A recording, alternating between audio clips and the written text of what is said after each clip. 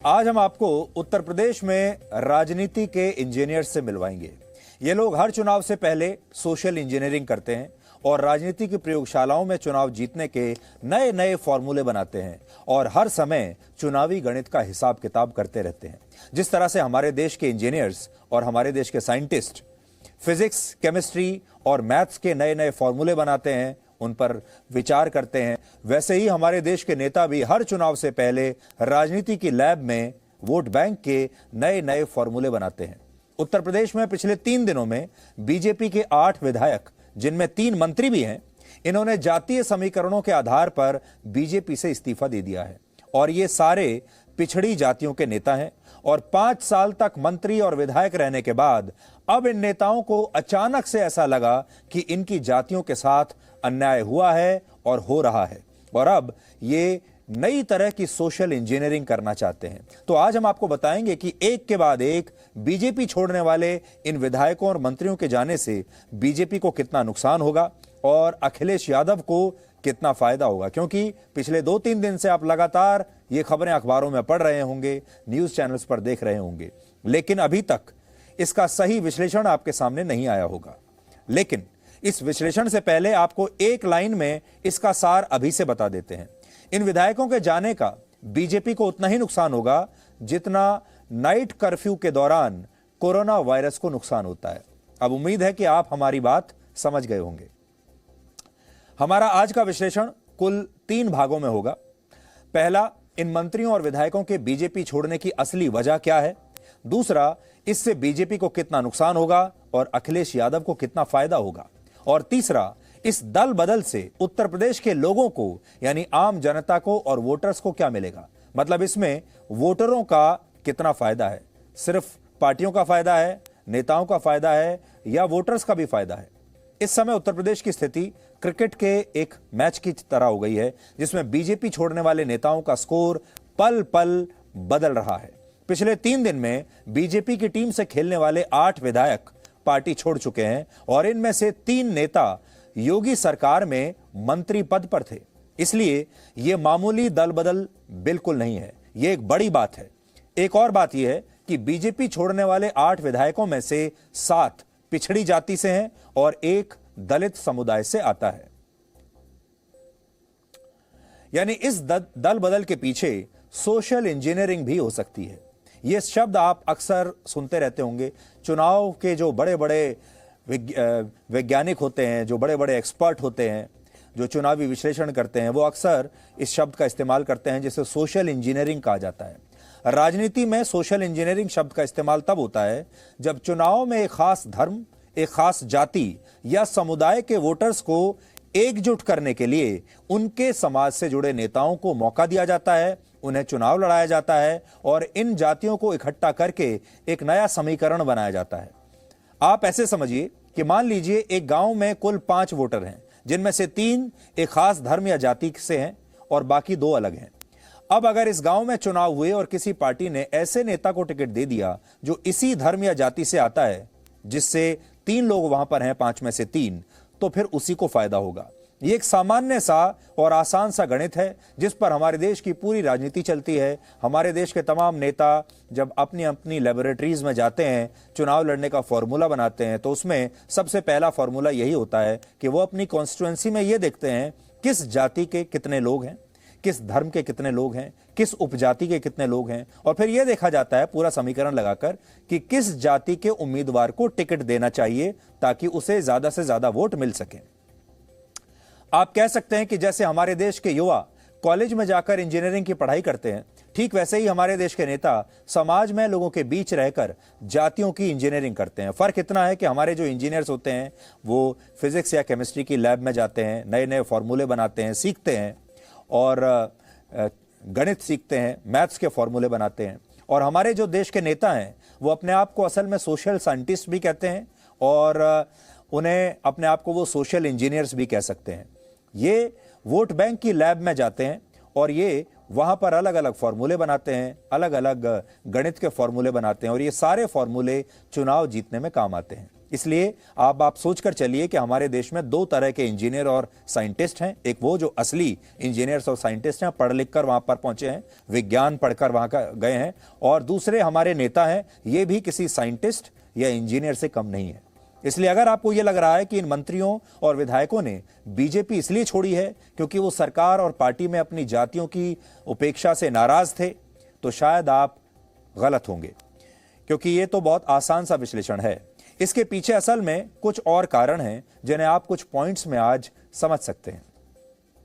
पहला पॉइंट तो यह है कि हमें पता चला कि इनमें से ज्यादातर नेताओं का टिकट पहले ही कटने वाला था, यानी इससे पहले बीजेपी इन्हें छोड़ती, इन्होंने बीजेपी को छोड़ दिया।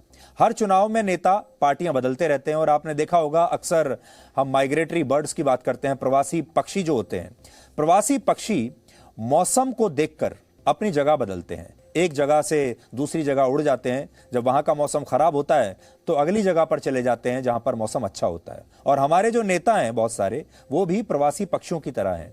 वो चुनावी मौसम को पहले ही भांप लेते हैं और उन्हें समझ में आ जाता है कि जिस जगह पर, जिस पेड़ की डाल पर वो बैठे हैं, वहां मौसम ठीक नहीं है, इसलिए वो उड़कर दूसरी जगह चले जाते हैं जहां मौसम उन्हें ज्यादा अनुकूल दिखता है। अक्सर ये ट्रेंड तब देखा जाता है जब कोई पार्टी उम्मीदवारों की सूची जारी करने ही वाली होती है या जारी कर देती है, और बीजेपी ने तो अभी तक अपने उम्मीदवारों की सूची जारी की ही नहीं थी। यानी इन नेताओं को पहले से ही ये खबर मिल गई थी, इन्होंने इस खबर को सूंघ लिया था, महसूस कर लिया था कि इस बार शायद उनकी टिकट कट जाएगी। बीजेपी को छोड़ने के पीछे यह सबसे बड़ा कारण रहा। इन नेताओं को टिकट कटने का खतरा इसलिए था क्योंकि ये नेता उत्तर प्रदेश के मौजूदा कास्ट कॉम्बिनेशन में फिट नहीं बैठते। इस बार मुस्लिम और यादव वोट बैंक एकजुट है, यानी जो मुस्लिम वोटर हैं और जो यादव वोटर हैं वो एक साथ आ गए हैं, और ये वोट बैंक अलग अलग पार्टियों में इस बार नहीं बटेगा। इससे पहले उत्तर प्रदेश में अगर आप देखें तो कुल मिलाकर 18% मुस्लिम वोटर हैं, 10% यादव वोटर हैं, और इसे यूपी की राजनीति में आप MY फैक्टर कह सकते हैं या MY फॉर्मूला भी कह सकते हैं। M का मतलब है मुस्लिम वोटर और Y का मतलब है यादव वोटर। और इसी फॉर्मूले के जो चीफ इंजीनियर हैं इस समय, उनका नाम है अखिलेश यादव। वैसे इस MY फैक्टर के चीफ इंजीनियर बिहार के पूर्व मुख्यमंत्री लालू प्रसाद यादव और उत्तर प्रदेश के पूर्व मुख्यमंत्री अखिलेश यादव को माना जाता है, और उनके पिता मुलायम सिंह यादव को माना जाता है। सबसे पहले वही आप कह सकते हैं कि इस फॉर्मूले के चीफ इंजीनियर्स हैं या चीफ साइंटिस्ट हैं। उन्होंने ही अपनी अपनी लैब्स में इस फॉर्मूले को इजाद किया था, और उन्होंने अपने राज्यों में मुस्लिम और यादव वोट बैंक की इंजीनियरिंग करके कई बार चुनाव जीते हैं, कई बार सरकारें बनाई हैं, और बाद में यह फॉर्मूला दूसरे राज्यों में भी इस्तेमाल होने लगा। तो ये MY फैक्टर जो है, ये एक ऐसा फॉर्मूला है जिसने बड़े बड़े नेताओं की किस्मतें बदल दी हैं, जिन्हें बड़ी बड़ी पार्टियों को, बड़े बड़े नेताओं को बना दिया है। और ये एक ऐसा अचूक फॉर्मूला एक जमाने में हुआ करता था कि अगर ये फॉर्मूला आपने लगा दिया तो फिर आप चुनाव हार नहीं सकते। इसलिए लंबे समय तक हमारे देश के नेताओं का ये मनपसंद फॉर्मूला है, मुस्लिम वोटर और यादव वोटर। और ये आप समझ गए होंगे अब जब आप देखेंगे कि हमारे देश के जो नेता हैं वो धर्मनिरपेक्षता के नाम पर, सेक्युलरिज्म के नाम पर असल में यही फॉर्मूला आपके सामने पेश कर रहे होते हैं। हालांकि उत्तर प्रदेश में अब तक यही ट्रेंड देखा जाता था कि मुस्लिम और यादव वोट बैंक का बड़ा हिस्सा 3 बड़ी पार्टियों के बीच बट जाता था। एक थी अखिलेश यादव की समाजवादी पार्टी, दूसरी थी मायावती की बहुजन समाज पार्टी, और तीसरी है कांग्रेस पार्टी। तो जो मुसलमान वोट बैंक है वो इन 3 पार्टियों में बट जाया करता था पहले। लेकिन चुनावी पंडितों का मानना है कि इस बार बात कुछ अलग ही है। इस बार उत्तर प्रदेश में इस 28% वोट बैंक का एक बहुत बड़ा हिस्सा एकजुट रहेगा, और वो अखिलेश यादव की समाजवादी पार्टी को अपना समर्थन देगा। और यह एक बड़ा कारण है जिसकी वजह से बीजेपी को 3 दिन में 8 विधायक छोड़कर जा चुके हैं। जैसे स्वामी प्रसाद मौर्य उत्तर प्रदेश की पडरौना सीट से 3 बार विधायक रह चुके हैं। 2 बार बीएसपी से लड़े और जीते, और 1 बार बीजेपी से लड़े। लेकिन माना जा रहा है कि इस बार उन्हें यह डर था कि अगर वो बीजेपी में रहकर इस सीट से चुनाव लड़ते हैं तो शायद इस बार जीत नहीं पाएंगे, इस बार हार जाएंगे, क्योंकि इस बार जातीय समीकरण उनके खिलाफ है। उनकी सीट पर यादव, मुस्लिम और दूसरी जातियों के 27% वोटर हैं, जो समाजवादी पार्टी के पारंपरिक वोटर माने जाते हैं। इसके अलावा ब्राह्मण वोटरों की संख्या 19% है, जो अभी फिलहाल उनसे नाराज चल रहे हैं। यानी कुल मिलाकर 46% वोटर्स के छिटकने का खतरा स्वामी प्रसाद मौर्य उठाना नहीं चाहते थे और इसीलिए उन्होंने बीजेपी को छोड़ दिया और समाजवादी पार्टी की तरफ जा रहे हैं, क्योंकि उन्हें लगता है कि ये 46% वोटर अगर वो अखिलेश यादव के साथ खड़े होकर फोटो खिंचवा लेते हैं तो फिर ये वोटर उनकी तरफ आ जाएगा। हालांकि ये खतरा 2017 के चुनाव में भी उनके सामने था। ऐसा नहीं है कि ये पहली बार हो रहा है और शायद इसीलिए उन्होंने उस समय बीएसपी छोड़कर बीजेपी से चुनाव लड़ लिया था। तो उन्हें पहले पता चलता है जैसे ही समीकरण बदलते हैं वो पार्टी भी बदल लेते हैं और तब बीजेपी ये चुनाव असल में मोदी के नाम पर जीती थी। आपको याद होगा उत्तर प्रदेश में जब बीजेपी जीतती है तो उसके दो बड़े कारण होते हैं। एक तो वो मोदी के नाम पर जीतती है और मोदी के नाम पर जो वोट पड़ता है फिर उसमें जातियों का कोई महत्व नहीं होता। मोदी के नाम पर वोट तब पड़ता है जब सारी जातियां एक साथ मिल जाती हैं और वो मिलकर फिर मोदी को वोट देती हैं। उसमें फिर जातियों का कोई महत्व रह नहीं जाता। और बीजेपी का हर जगह फॉर्मूला यह है कि बीजेपी असल में इन जातीय समीकरणों को तोड़ती है और सारी जातियों के लोगों को एक साथ इकट्ठा करके उन्हें कंसोलिडेट करती है और फिर वोटिंग करवाती है। तो ये जातियों का समीकरण था। लेकिन मोदी फैक्टर सबसे बड़ा जो है वो काम कर रहा था जब ये चुनाव जीते। तो उस समय ये जो जातियों का जो फैक्टर था ये अहम नहीं रह गया था और इन्होंने भी, स्वामी प्रसाद मौर्य ने भी मोदी फैक्टर के नाम पर चुनाव जीत लिया। आप कह सकते हैं कि स्वामी प्रसाद मौर्य ने 2017 का जो टेम्पलेट था उसी पर बीजेपी छोड़ने का फैसला अब जाकर किया है। योगी सरकार में कैबिनेट मंत्री दारा सिंह चौहान के लिए भी यही बात साबित हो रही है, क्योंकि इस सीट पर यादव समुदाय के 60,000 वोटर हैं, मुस्लिम समुदाय के 22,000 वोटर हैं। तो 82,000 तो यही हो गए। अगर इन्हें मिला दें ये वोट 82,000 होते हैं। अगर ये वोट दारा सिंह को नहीं मिलते तो उनके लिए चुनाव में जीतना मुश्किल हो जाता। और हमें पता चला है कि दारा सिंह चौहान इसी वजह से मधुबन की जगह घोसी से टिकट मांग रहे थे और बीजेपी ने उन्हें टिकट देने से इनकार कर दिया था, जिसकी वजह से उन्होंने बीजेपी छोड़ दी। उनके अलावा बीजेपी छोड़ने वाले एक और मंत्री धर्म सिंह सैनी जिस नकुड़ सीट से विधायक हैं वो मुस्लिम बाहुल सीट है। इस सीट पर मुस्लिम वोटरों की संख्या सबसे ज्यादा है, 1,30,000। धर्म सिंह सैनी को यह डर था कि अगर इनमें से आधे वोट भी समाजवादी पार्टी ने ले लिए तो उनकी हार निश्चित है, उन्हें कोई बचा नहीं सकता और इसी वजह से उन्होंने अपनी सीट बचाने के लिए बीजेपी को छोड़ दिया। एक और बात, ऐसी भी खबरें हैं कि बीजेपी के नेताओं ने पहले ही स्पष्ट कर दिया था कि वो उन्हें इस बार टिकट नहीं देगी। 2017 के चुनाव में धर्म सिंह सैनी मात्र 4,000 वोटों के अंतर से जीते थे। अब आप सोच लीजिए कि जो नेता 4,000 वोटों से जीता हो उसके लिए अगर इतना बड़ा वोट बैंक खिसक जाए तो वो चुनाव कैसे जीतेगा। लेकिन वो अपनी शक्ति का प्रदर्शन ऐसे करते हैं जैसे पिछड़ी जाति के करोड़ों वोटर उनकी मुट्ठी में है। हालांकि जीते थे सिर्फ 4,000 वोटों से और उनके कहने पर ही किसी भी पार्टी के साथ ये वोटर चले जाएंगे। ये सारे नेता असल में आपके सामने जो इंप्रेशन देते हैं वो ये देते हैं कि ये अपनी अपनी जातियों के बड़े बड़े नेता हैं और इनके जो लोग हैं, इनकी जातियों के जो वोटर हैं वो वहीं जाएंगे जहां ये जाएंगे। यानी ये सारा वोट जो है वो ट्रांसफरेबल है। इसे इत्तेफाकी कहेंगे कि स्वामी प्रसाद मौर्य, दारा सिंह चौहान और धर्म सिंह सैनी ये तीनों ही योगी आदित्यनाथ की सरकार में मंत्री थे।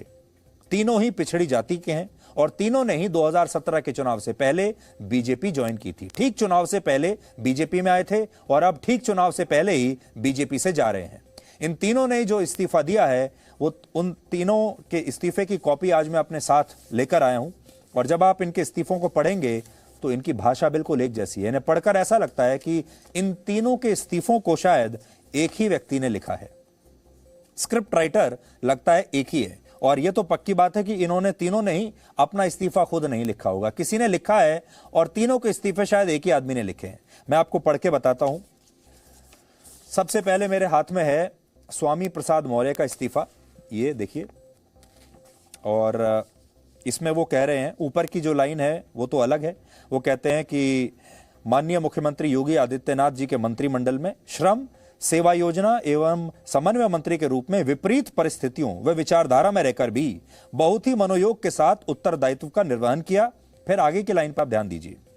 किंतु दलितों, पिछड़ों, किसानों, बेरोजगार नौजवानों एवं छोटे, लघु एवं मध्यम श्रेणी के व्यापारियों की घोर उपेक्षात्मक रवैये के कारण उत्तर प्रदेश के मंत्रिमंडल से इस्तीफा देता हूं। यह है स्वामी प्रसाद मौर्य का इस्तीफा। अब देखिए दारा सिंह चौहान का इस्तीफा, उसमें क्या लाइन लिखी है, वही सेम। किंतु सरकार की पिछड़ों, वंचितों, दलितों, किसानों और बेरोजगार नौजवानों की घोर उपेक्षात्मक रवैये के साथ साथ पिछड़ों और दलितों के आरक्षण के साथ जो खिलवाड़ हो रहा है, उससे आहत होकर मैं उत्तर प्रदेश मंत्रिमंडल से इस्तीफा देता हूं। अब तीसरा देखिए, डॉक्टर धर्म सिंह सैनी, ये भी मंत्री हैं, थे, ये भी वही लिख रहे हैं। किंतु जिन उपेक्षाओं के साथ दलितों, पिछड़ों, किसानों, शिक्षित बेरोजगारों, छोटे एवं मध्यम श्रेणी के व्यापारियों ने मिलकर बीजेपी को प्रचंड बहुमत से सरकार बनाने का काम किया, उनकी एवं उनके जनप्रतिनिधियों के प्रति लगातार हो रही उपेक्षात्मक रवैये के कारण उत्तर प्रदेश के मंत्रिमंडल से मैं इस्तीफा देता हूं। सबका लगभग एक जैसा है। यहां दो बात आप समझ गए होंगे। पहली है कि नेताओं ने या तो इसलिए बीजेपी छोड़ दी क्योंकि उन्हें डर था कि पार्टी उन्हें टिकट नहीं देगी, या वो इसलिए दूसरी पार्टी में चले गए क्योंकि उन्हें ऐसा लग रहा था कि वो बीजेपी में रहकर अब वोटरों के बीच जातीय संतुलन बैठा नहीं पाएंगे। यानी अपनी सीट बचाने के लिए इन नेताओं ने असल में बीजेपी को छोड़ा है। इसके पीछे एक और वजह है, परिवार के सदस्यों के लिए टिकट की मांग करना। हमें यह भी पता चला कि स्वामी प्रसाद मौर्य अपने बेटे उत्कृष्ट मौर्य के लिए बीजेपी से टिकट मांग रहे थे, लेकिन बीजेपी इसके पक्ष में नहीं थी क्योंकि उत्कृष्ट मौर्य को 2017 के चुनाव में रायबरेली की ऊंचाहार सीट से टिकट दिया गया था और वो मोदी लहर होने के बावजूद समाजवादी पार्टी से हार गए थे। दूसरी बात, स्वामी प्रसाद मौर्य की बेटी संघमित्रा मौर्य फिलहाल बदायूं लोकसभा सीट से बीजेपी की सांसद हैं। ऐसे में एक ही परिवार के सभी सदस्यों को राजनीति में लाकर इसके बाद हम आपको यह बताएंगे कि इससे बीजेपी को कितना नुकसान होगा और अखिलेश यादव को कितना फायदा इससे हो सकता है। जो दूसरों का हक निगले, जो अनुसूचित जात जनजाति का आरक्षण अजगर की तरह निगल जाए, जो पिछड़ों का आरक्षण सीधे सीधे मस्त होकर के चट कर जाए, स्वाभाविक रूप से ऐसे नाग रूपी आरएसएस और सांप रूपी भाजपा को स्वामी रूपी नेवला उत्तर प्रदेश की धरती से खत्म करके ही दम लेगा। मैं यहाँ से लेके बड़े नेताओं तक अपनी गुहार लगातार अपनी बात, अपनी व्यथा कहता रहा कि इस प्रदेश के जो पिछड़े समाज के लोग हैं, जिन्होंने कुछ भी नहीं देखा, बस एक ही देखा कि हमको भाजपा की सरकार बनाना है कि शायद मुझे बहुत न्याय मिलेगा, सम्मान मिलेगा, न मिल पाने के नाते 5 साल में तब आजिज होकर के आज मुझे कदम उठाना पड़ा। हम उत्तर प्रदेश सरकार में थे, हम उत्तर प्रदेश सरकार में ही अपने कार्यकर्ताओं का काम कराना चाहते थे। जब उत्तर प्रदेश सरकार में रहते हुए अपने कार्यकर्ताओं का काम नहीं करवा पाए, तो जिस सरकार ने हमारी बात नहीं सुनी, हम उसी सरकार से नाराज हैं। स्वामी प्रसाद मौर्य जी के साथ जाएंगे और सपा में जाएंगे? हाँ, स्वामी प्रसाद मौर्य जी के साथ जाऊंगा, वो कहाँ जाएंगे वो जाने। कितने विधायक छोड़ रहे हैं? ये मुझे जानकारी नहीं है। आपने छोड़ दिया? आप भी इस्तीफा दे रहे हैं? हम इसके बाद हम देंगे। अब देखिए, इस पे हम विचार करेंगे। आप चिट्ठी लेके आए, हम उनके प्रतिनिधि हैं। और भी विधायक साथ में जा रहे हैं आप लोगों के साथ? अभी इसका पता नहीं, 4-6 दिन में पता लगे क्या स्थिति है। तो कई मंत्रियों के भी जाने की सूचना है? सूचना है। हम लोगों को मनाने का तो कोई मतलब ही नहीं है, क्योंकि हम तो रिजाइन कर चुके हैं। और जिन लोगों ने रिजाइन नहीं किया है उनके पास जरूर फोन कल से पहुंच रहे हैं, क्योंकि हड़कंप मचा हुआ है। अब वो जान रहे हैं कि जब माननीय स्वामी प्रसाद मौर्य जी ने पार्टी छोड़ दिया है तो अब भाजपा का जाना तय है, इसलिए हड़बड़ाहट है उन लोगों में, और इसीलिए वो माननीय विधायकों से, माननीय मंत्रियों से संपर्क कर रहे हैं। इस समय जो स्वामी प्रसाद मौर्य ने इस्तीफा दिया है, तो स्वामी प्रसाद मौर्य ने इस्तीफा दिया है तो उनके साथ है क्या? बता रहे हैं कि वो भी साथ में है, इसलिए ठीक है। आप स्वामी प्रसाद मौर्य के साथ हैं? तो क्या मतलब अब समाजवादी पार्टी की तरफ मन बना चुके? मतलब सपा की तरफ जा चुके? 43 जातियों में बटे हुए समाज को हम लोग एक करेंगे और पुनः ये भिखारी समाज को राजा समाज बनाने के लिए हम लोग संघर्ष करेंगे। इसी को ध्यान में रख करके हम लोगों ने निर्णय लिया। हम लोग सब लोग आज से नहीं, बहुत लंबे समय से हम लोग चिंतन चल रहा है और उसका चिंतन समाज के हित को ध्यान में रख करके हम लोग निर्णय ले गए। दलितों, पिछड़ों, शोषितों, गरीबों का जो लोग 5 साल में हित ना कर पाए हो, उनके आशीर्वाद से, उनके प्यार से, उनके वोट की ताकत से 100 नहीं, 200 नहीं, 300 पार की हो और उनका ही सबसे ज़्यादा अहित हुआ हो, इससे बुरी बात और क्या हो सकती है। स्वामी प्रसाद मौर्य जी हमारे नेता हैं। जो स्वामी प्रसाद मौर्य जी निर्णय लेंगे हम उनके साथ हैं। तो इन तमाम नेताओं की बातें सुनकर आपको ये लगा होगा कि असल में ये नेता नहीं है, ये सोशल साइंटिस्ट हैं, ये सोशल इंजीनियरिंग करने वाले इंजीनियर्स हैं। भले ही इन्होंने इंजीनियरिंग की पढ़ाई ना की हो, भले ही इन्होंने किसी लैब में काम ना किया हो, भले ही इन्होंने विज्ञान ना पढ़ा हो, लेकिन ये सामाजिक विज्ञान को अच्छी तरह से समझते हैं और यही हमारे देश के इंजीनियर्स हैं और यही हमारे देश के साइंटिस्ट्स हैं। सोशल साइंटिस्ट और सोशल इंजीनियरिंग करने वाले ये बड़े बड़े इंजीनियर्स हैं जो कुछ भी कर सकते हैं। मैं आपको स्वामी प्रसाद मौर्य का एक ट्वीट पढ़ के बताता हूं जो अभी वो बोले भी थे अपने बयान में, और देखिए वो ट्वीट में कह रहे हैं, नाग रूपी आरएसएस एवं सांप रूपी भाजपा को स्वामी रूपी नेवला यूपी से खत्म करके ही दम लेगा। तो सोचिए 5 साल तक मंत्री रहे, तब उन्हें भाजपा जो है वो सांप रूपी नहीं दिखाई दी, लेकिन अचानक से भाजपा सांप बन गई और मौर्य जी नेवला बन गए। लेकिन 5 साल तक ये उसी बीजेपी में नागिन डांस करते रहे, तब इन्हें कोई समस्या नहीं थी। 8 विधायकों की संख्या कम नहीं होती, ये एक बहुत बड़ा नंबर है और इससे बीजेपी को नुकसान हो सकता है। बीजेपी के नेताओं को ये देखना होगा, क्योंकि जब इतनी बड़ी संख्या में विधायक छोड़ते हैं और मंत्री इस्तीफा देते हैं तो जाहिर है अखबारों में पहले पन्ने पर खबर छपती है, हेडलाइन बनती है, सारे न्यूज चैनल्स में इसके बारे में रिपोर्टिंग होती है और इससे एक माहौल बनता है, इसमें कोई शक नहीं। माहौल बनता है, लोग देखते हैं और लोगों को ऐसा लगता है कि इतने बड़े बड़े लोग एक पार्टी को छोड़कर क्यों जा रहे हैं, और फिर अखिलेश यादव की हवा बनने लगती है। ये सभी नेता पिछड़ी जातियों और दलित समुदाय से आते हैं। उत्तर प्रदेश में 42% पिछड़ों में करीब 15% यादव और कुर्मी समुदाय के वोटर हैं। इसके अलावा 30% लोग अति पिछड़ी जातियों से भी उत्तर प्रदेश में आते हैं। तो ये फॉर्मूला आप देख लीजिए। आप भले ही हमारे दर्शक हैं, लेकिन आज हम आपको सोशल इंजीनियरिंग के एक्सपर्ट बना देंगे। आज आप भी ये कह सकते हैं कि आप सोशल इंजीनियरिंग वाले इंजीनियर्स बन जाएंगे और आप भी आज ये पूरा कैलकुलेशन देखने के बाद आप भी सोशल साइंटिस्ट बन जाएंगे। पिछले चुनाव में इस वर्ग के तमाम नेता बीजेपी से जुड़े हुए थे और इसका बीजेपी को जबरदस्त फायदा हुआ था।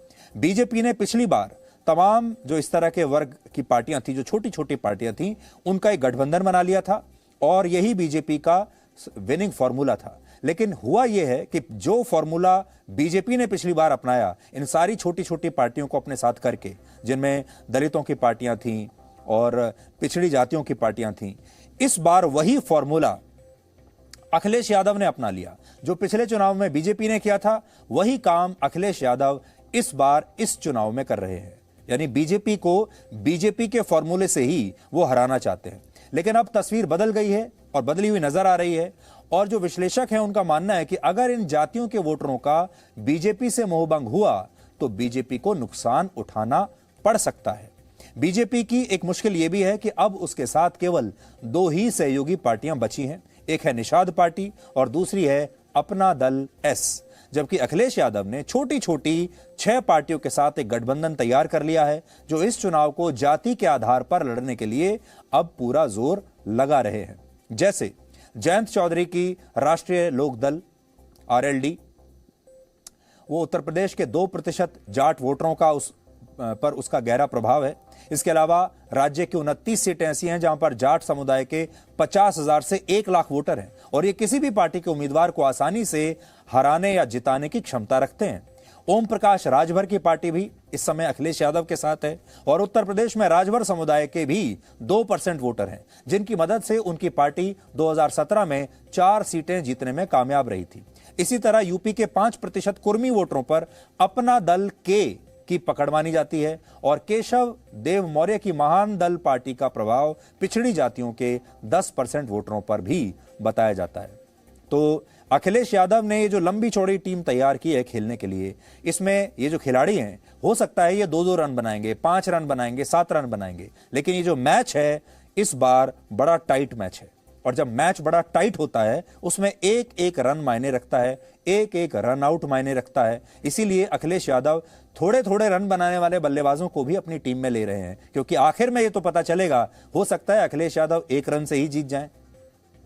यानी कुल मिलाकर समीकरण यह बन रहा है कि अगर चुनाव जाति के आधार पर लड़ा गया, वोटिंग अगर जातियों के आधार पर इस बार हुई तो अखिलेश यादव को फायदा होगा, और अगर वोटिंग धर्म के नाम पर हुई और मोदी के नाम पर हुई तो फिर बीजेपी को फायदा होगा, क्योंकि बीजेपी धर्म के नाम पर और मोदी के नाम पर इन सारी जातियों को, सारी उपजातियों को एक साथ इकट्ठा कर देगी और इन्हें यह कहेगी कि जातियों से ऊपर उठकर आप वोट कीजिए। और इसीलिए योगी आदित्यनाथ के अयोध्या से चुनाव लड़ने की भी खबरें आ रही हैं। अगर चुनाव धर्म और मोदी के नाम पर हुए तो ऐसी स्थिति में वोटर किसी जाति के नहीं होंगे, बल्कि वो बतौर हिंदू वोटर एकजुट होकर बीजेपी के लिए मतदान करेंगे। और अगर ऐसा हुआ तो नतीजे 2017 जैसे ही हो सकते हैं। 2017 में आप सब जानते हैं बीजेपी ने शानदार प्रदर्शन किया था। आज की इस बैठक के माध्यम से जो 172 सीटों को लेकर चर्चा हुई, बहुत सार्थक हुई और भारतीय जनता पार्टी शानदार विजय, जैसी विजय हमने 2017 में प्राप्त की थी उससे भी शानदार विजय हम 2022 में प्राप्त करेंगे। धन्यवाद।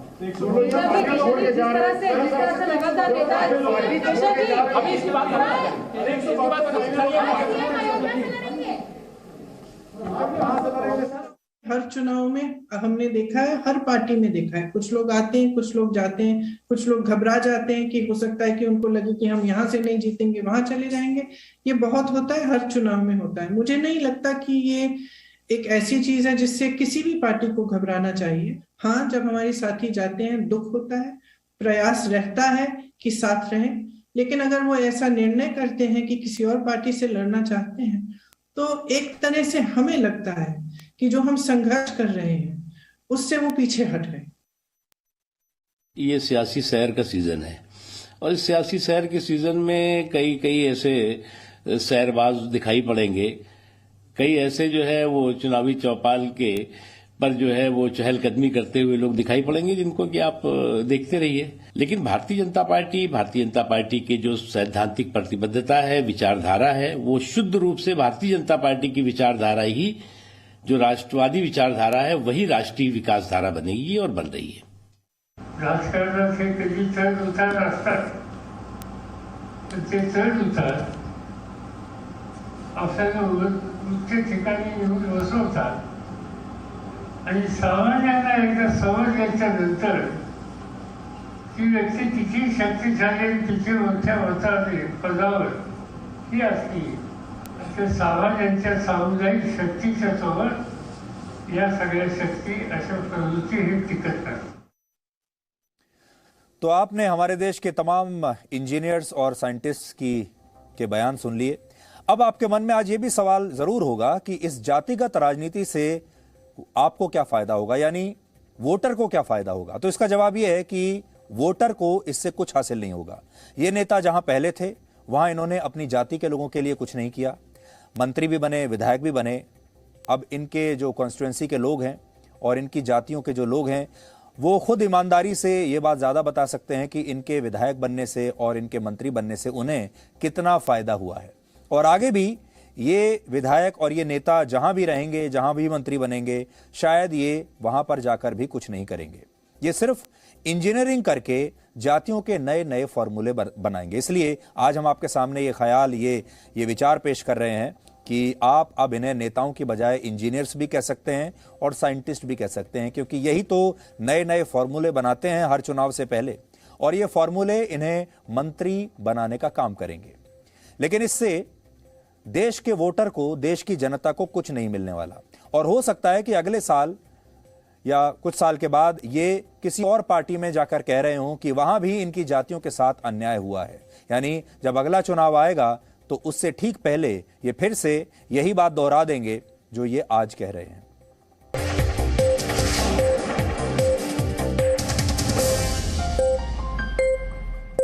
Presenting B News app, available on Google Play and App Store. Download it now.